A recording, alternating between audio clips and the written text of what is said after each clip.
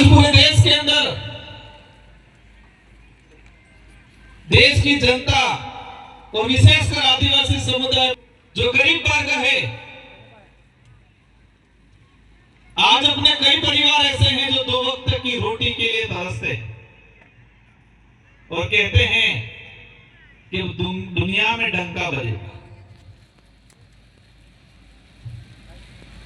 भारत देश के नागरिक हैं हम, हमें गर्व है हमारे देश पे, क्योंकि इस देश को आजाद कराने में हमारे पुरखों ने जान पसीना, खून पसीना बहाया, अपनी जान गंवाई।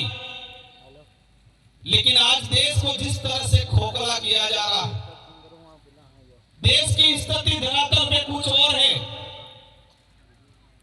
और मीडिया और सोशल मीडिया पे अलग दिखाई जाती है। देश का दुनिया में डंका तब बजेगा कि इस देश का प्रत्येक वर्ग का, गरीब तबके का आदमी जो लास्ट कोने में, गांवों में, जंगलों में, पहाड़ों में रह रहा है, वो मूलभूत सुविधा थकी परिपूर्ण हेती सुविधा मળી જાય તે देश में डंको वाली, दुनिया में डंको देश नो बजे। गुजरात मॉडल की बात होती है। गुजरात के अंदर अहमदाबाद, गांधीनगर बड़े शहर हैं, सूरत बड़ा शहर है और हमारे दाहोद, अलीराजपुर, छोटा उदयपुर, सतरामपुर, यहाँ के हमारे बेरोजगार भाई, कई डिग्रीधारी भाई गुजरात, अहमदाबाद, गांधीनगर के अंदर मजदूरी करते हैं। हर 1-2 दिन में 2-3 हादसे होते हैं। किसी का हाथ पैर टूटता है, किसी का सर फटता है, वो तो अलग है, लेकिन डेथ भी हर 1-2 दिन में 1-2 डेथ हो रही। मजदूरी करते हुए गिर गया, परिवार जाता है, परिवार गाड़ी करके वहां जाता है, लेकिन उसको गाड़ी का किराया भी नसीब नहीं होता।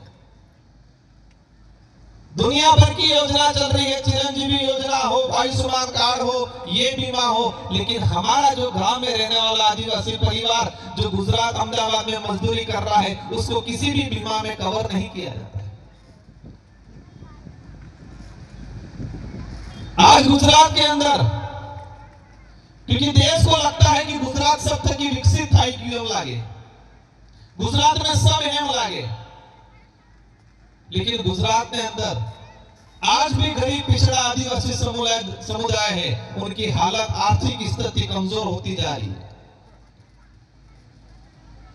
भारत आदिवासी पार्टी सिर्फ राजनीतिक उद्देश्य पूरा करने के लिए नहीं आई है।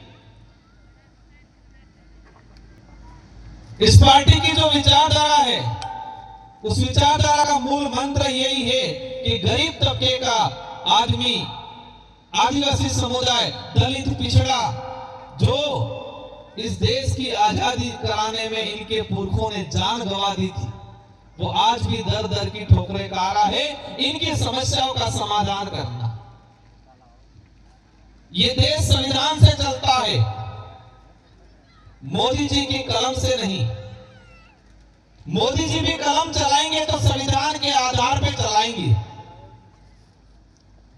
मोदी जी भी कलम चलाएंगे तो किस पे चलाएंगे? संविधान के आधार पे। संविधान से बड़ा कोई नहीं। लेकिन कुछ लोग संविधान को बदलने के लिए निकले थे। इस देश की जनता ने जवाब दिया लोकतांत्रिक तरीके से, और लोकतंत्र का तमाचा जब पड़ता है तो गूंज, अंदरूनी ऐसी गूंज बुझती है कि एहसास होता है, पता नहीं चलता है। इस बार लोकसभा चुनाव में डूंगरपुर बांसवाड़ा की जनता ने भी जोरदार तमाचा मारा था बड़ी राजनीतिक पार्टियों को। संसदीय क्षेत्र बांसवाड़ा डूंगरपुर की जनता ने मुझे जिताया।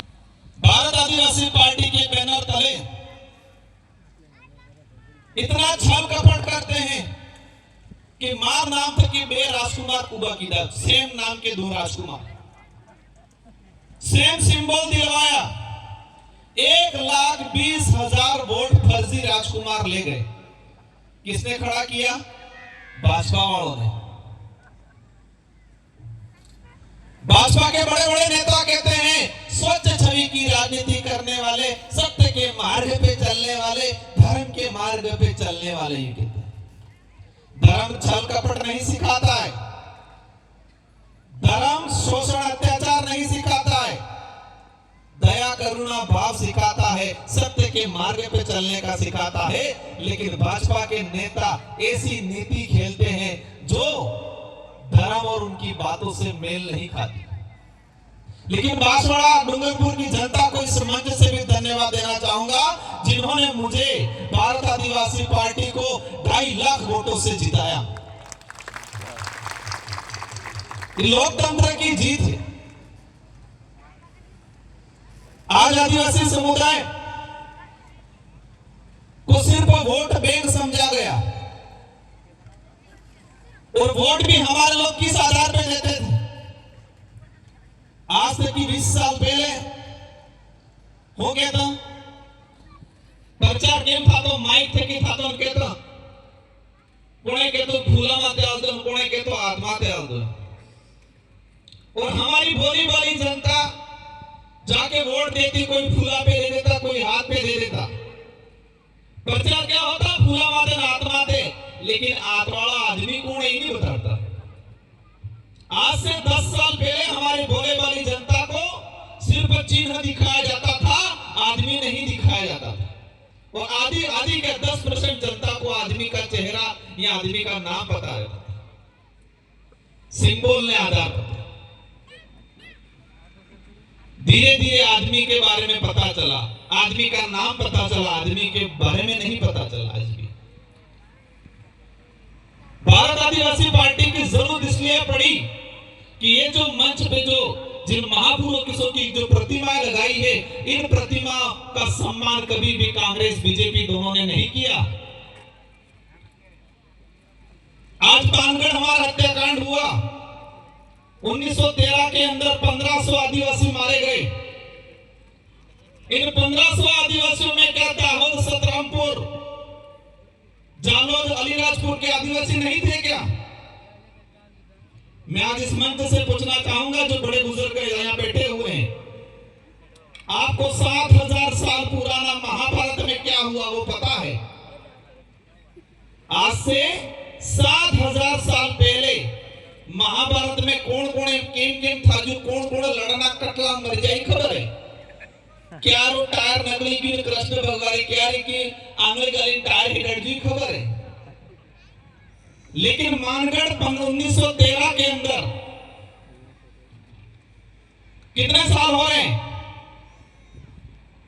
कितने साल हुए? 112।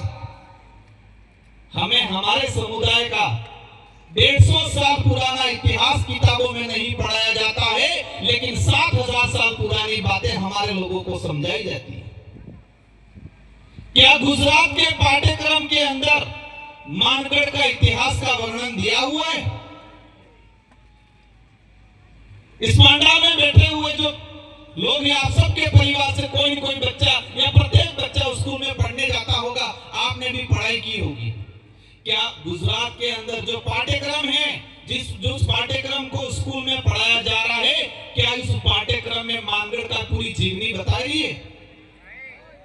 मानगढ़ के अंदर दाहोद के, अलीराजपुर के, इस इलाके के कितने आदिवासी शहीद हुए, इनका पाठ्यक्रम नहीं पढ़ाया?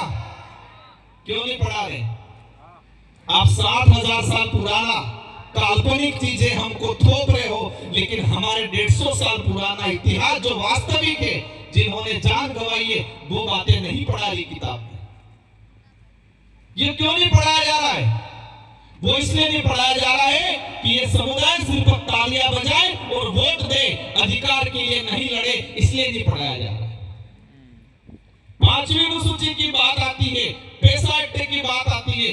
गुजरात में पैसा एक्ट, पैसा कानून बनाए 5वीं अनुसूची के अनुरूप ही। हालांकि 5वीं अनुसूची का सारा जो परिभाषा उस अनुरूप नहीं बनाए, लेकिन कुछ % बनाए। क्या गुजरात में 5वीं अनुसूची की बात हुई?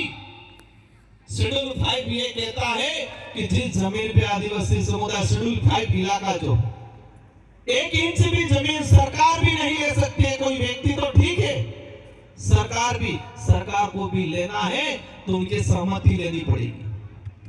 लेकिन आप ये कॉरिडोर निकल रहा है, ये आपका स्टेचू बना,